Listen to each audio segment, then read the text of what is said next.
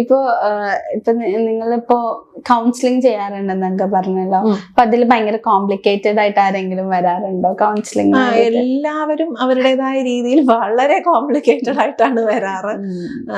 കൂടുതലും ഇപ്പൊ ഞാൻ പഠിച്ചുകൊണ്ടിരിക്കുമ്പോ എനിക്ക് കൗൺസിലേഴ്സ് ഉണ്ടാവാറുണ്ട്. അപ്പൊ പലപ്പോഴായിട്ട് കൗൺസിലേഴ്സിന്റെ സ്കൂൾസിലും കോളേജസിലും കൗൺസിലേഴ്സിന് ചെല്ലുമ്പോ പ്രശ്നം എന്താന്ന് വെച്ചാല് അവര് അഡ്വൈസസ് തരുള്ളൂ, സൊല്യൂഷൻസ് അല്ലെങ്കിൽ നമ്മൾ പറയുന്ന കേൾക്കാനുള്ള ഒരു ലിസണർ അല്ല ആവാറ്.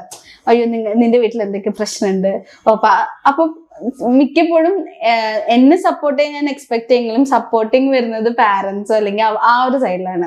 ശരിക്കും അങ്ങനെയാണ് ഒരു അങ്ങനെയല്ല ഒരു കൗൺസിലിംഗ്. നിങ്ങൾ പോയിരിക്കുന്ന ആ കൗൺസിലിംഗ് അപ്പൊ തെറ്റിയിട്ടുണ്ടെന്ന് തന്നെ എനിക്ക് പറയാൻ പറ്റുള്ളൂ. കാരണം കൗൺസിലിംഗിന്റെ ഫസ്റ്റ് സ്റ്റേജ് ലിസണിംഗ് ആണ്.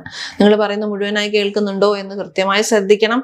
ഇല്ലെങ്കിൽ അവരോട് നിങ്ങൾക്ക് തിരിച്ചു വരെ ചോദ്യം ചോദിക്കാം. നിങ്ങൾ പൈസ കൊടുത്തിട്ട് പോയിരിക്കുക, അപ്പൊ എന്നെ കേൾക്കണ കൗൺസിലർ ആണോ അതോ എന്റെ വീട്ടുകാരെ പറയണാണോ എന്ന് ചോദിക്കാനുള്ള ആള് നിങ്ങൾ ഉണ്ട് പൈസ കൊടുത്തിട്ടുണ്ടെങ്കിൽ അത് ചോദ്യം ചെയ്യണം. ഞാൻ എന്റെ ക്ലയൻസിനോട് ഞാൻ വരാറുണ്ട്. നിങ്ങൾക്ക് എവിടെയെങ്കിലും ഒരു സമയത്ത് ഞാൻ നിങ്ങൾക്ക് വേണ്ടിയല്ല സംസാരിക്കണം തോന്നിയാൽ ചോദ്യം ചെയ്യണം.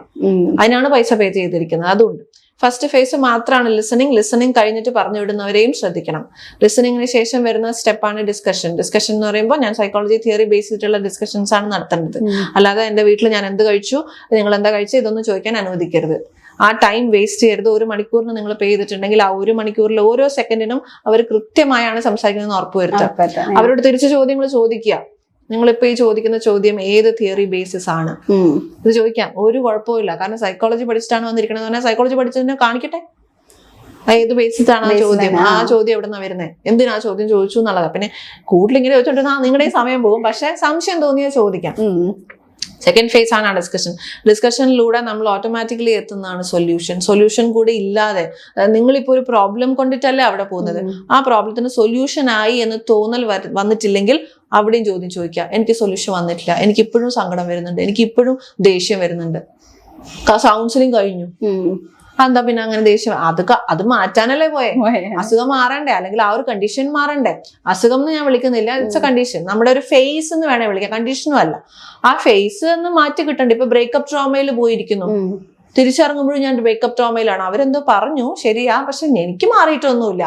അതല്ല കൗൺസിലിംഗ്. ഇപ്പൊ എല്ലാവരും ഞാൻ പറയില്ല, ചില പാരന്റ്സ് ആണെങ്കിലും അല്ലെങ്കിൽ ചിലവർക്ക് വരുന്ന തോട്ടാണ് കൗൺസിലിങ്ങിന് പോവാം, അല്ലെങ്കിൽ കൗൺസിലറെ കാണാൻ പോവാം, സൈക്കോളജിസ്റ്റിനെ കാണാൻ പോവാന്നൊക്കെ പറയുമ്പോ അയ്യോ എനിക്ക് എന്തോ വലിയ അസുഖമാണോ, അങ്ങനത്തെ ഒരു തോട്ട് എപ്പോഴും വരാറുണ്ട്. അതൊരു മിസ്കൺസെപ്ഷൻ. അതെ, എനിക്ക് തോന്നുന്നു സമയത്ത് നമ്മൾ നമ്മുടെ സ്ട്രെസ് അഡ്രസ് ചെയ്തില്ലെങ്കിൽ നമുക്ക് വലിയ അസുഖങ്ങൾ വരാൻ ചാൻസ് ഉണ്ട്. കാരണം ഇപ്പം കാണുന്ന കുറെ അസുഖങ്ങൾ സൈക്കോസൊമാറ്റിക് ആണ്. ഇപ്പൊ നടുവേന, തലവേന, പിന്നെ ഈ അടുത്ത് ഞാൻ ക്ലയൻസിൽ കാണാൻ തുടങ്ങിയതാണ് ഓട്ടോ ഇമ്മ്യൂൺ ഡിസീസസ് കുറെ വരുന്നുണ്ട്.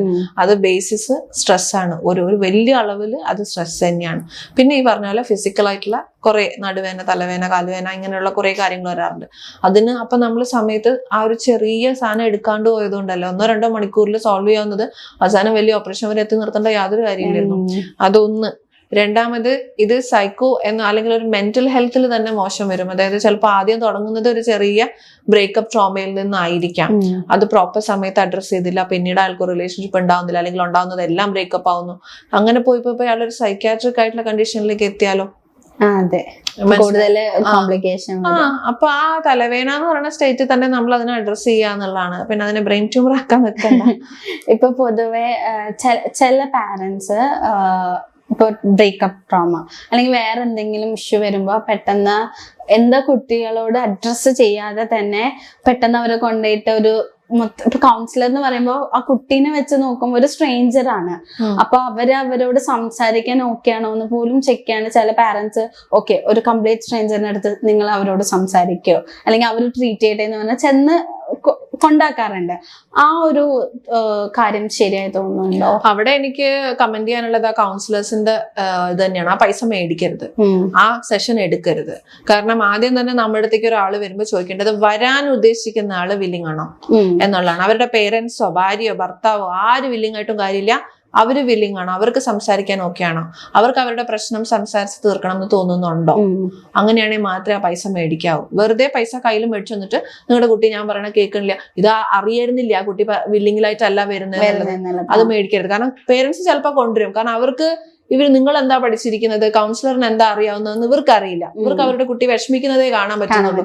അപ്പൊ അവർ ആ ഇൻസ്റ്റിങ്ക്റ്റിൽ കൊണ്ടുവന്ന് തരുവാണ്. ഒന്ന് ശരിയാക്കി തരുമോ എന്ന് പറയുമ്പോൾ നമ്മൾ അവരോട് ആത്മാർത്ഥമായിട്ട് പറയണം, ഞാൻ ശരിയാക്കി തരാം, unless your child is willing to talk to me. ഉറപ്പായിട്ട് ഇടപെടാലോ. എന്നിട്ട് നമുക്ക് വേണമെങ്കിൽ കുട്ടീനെ ഒന്ന് ഇൻഫ്ലുവൻസ് ചെയ്യാൻ ശ്രമിക്കാം. പക്ഷെ അത് പൈസ വാങ്ങിയിട്ട് ചെയ്യല്ലേ. ഞാൻ ഇന്ന കാര്യം ചെയ്യുന്ന ആളാണ്, താല്പര്യം ഉണ്ടെങ്കിൽ ഞാൻ വേണമെങ്കിൽ ഒന്ന് ഇടപെടാം, ഇത്രയും പറയുന്നതിന് പൈസ വേണ്ടല്ലോ. അപ്പൊ ഇത് ചെയ്യുക. എന്നിട്ട് ആ കുട്ടി വില്ലിംഗ് ആണെങ്കിൽ പേരൻസിനോട് പറയാ, കുട്ടി വില്ലിംഗ് ആണ്, ഇനി നിങ്ങൾ പേയ്മെന്റ് ചെയ്തോളൂ. അങ്ങനെ